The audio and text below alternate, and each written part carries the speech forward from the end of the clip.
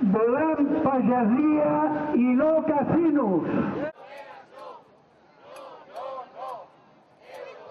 Per fer veure al nostre govern que aquesta negociació que està portant amb el senyor Adelson per portar l'Eurovegas aquí a Catalunya no estem gens ni mica d'acord, perquè aquest projecte bàsicament el que proposa és un model de desenvolupament econòmic basat en l'especulació urbanística i financera, i aquest tipus de model és el que ens ha portat a la crisi actual.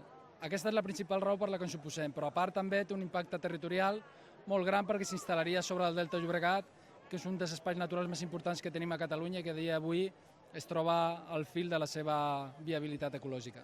El problema de fons és que no hi hagi interlocució, és que no hi ha informació, hi ha opacitat. Sembla que ho facin amb nocturnitat. I el que volem és tenir tota la informació per poder decidir. Però resulta que a aquest país se li nega la informació i per darrere ens volen imposar un model que és un desastre. És el patró de creixement que ens ha dut a la crisi, reproduir-lo però multiplicat per 1.000.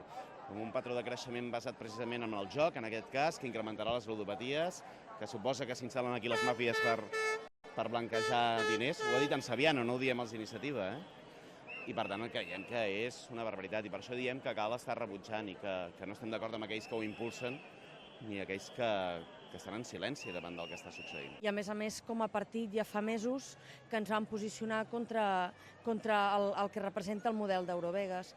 Esquerra estem a favor del desenvolupament d'aquest país, que es creïn llocs de treball, que hi hagi creixement econòmic per fer, però el que no estem a favor és que això signifiqui pa per avui i gana per demà. És a dir, que per poder tenir un lloc de treball encara indefinit, sense saber quina serà la qualificació ni l'impacte que tindrà sobre el territori, ni els costos que haurà d'assumir la Generalitat de Catalunya per adequar els accessos a aquest complex de ressort, ja es vulgui dir que tot s'hi val quan s'ha de crear ocupació. D'una banda, la pèrdua, lògica i evident, de sòl natura.